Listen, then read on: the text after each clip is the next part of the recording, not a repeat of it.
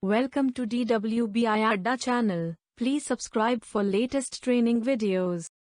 Hello everyone, welcome back to the playlist on computer vision.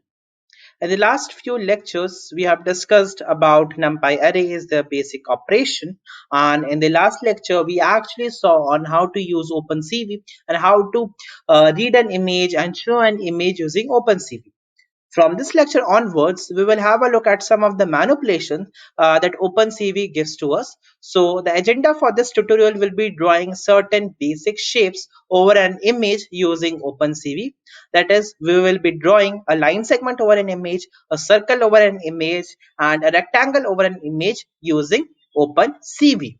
So without taking much of your time, let's get started and do the manipulations. So I will fire up my Jupyter notebook over here. So this is the code from the last tutorial which I already have. And now let's suppose I want to draw a line segment over the image.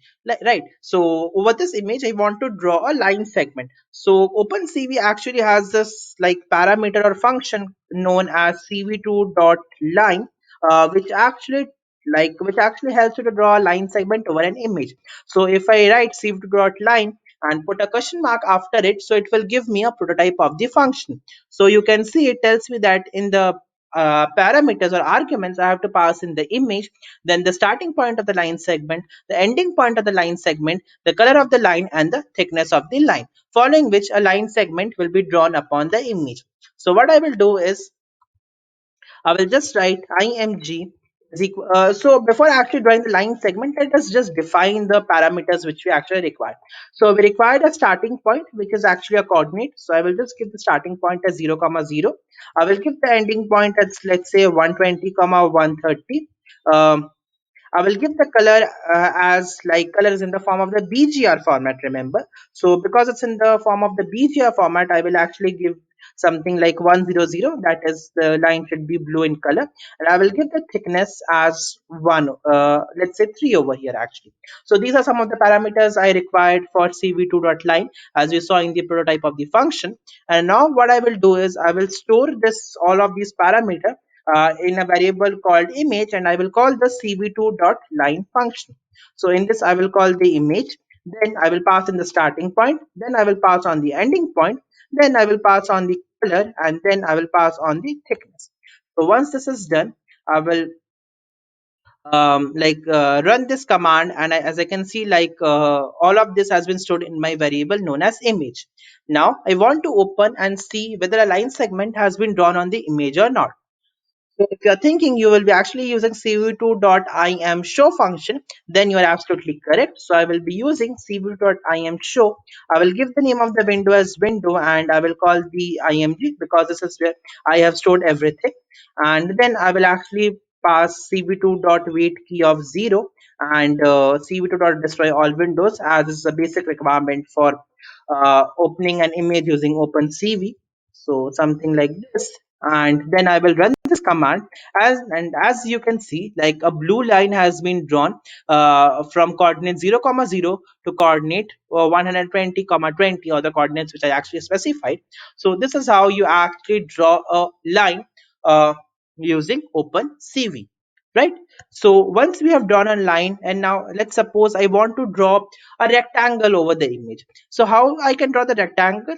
Again, the parameters of using rectangle are very same. You need to give the starting point of the rectangle and the diagonally opposite ending point of the rectangle. So let's say I have the starting point as 0, 0, and the ending point as 120, 120, and the color remains the same and the thickness also remains the same. So instead of cv2.line, I will actually replace this by cv2.rectangle, and I will pass in the same arguments over here, and I will again like run these lines, and as you can see that because the line was actually already drawn, and over that a rectangle has been drawn over again. So if you were actually reading the image, like if you are again reading the image like cv2.imread, then this line would have actually got erased, but because I was overwriting it, storing that in the same function, this line is appearing here as well. So I have drawn a line, I have drawn a this rectangle as well. Now let's suppose I want to draw a circle over the image. So for drawing circle, you need to have a bit changes in the parameter, because circle is actually defined by the center and the radius, the center of the circle and the radius as well. So I will define these points as well. So let's say the center is actually um 40 comma 40, and radius is 40 as well.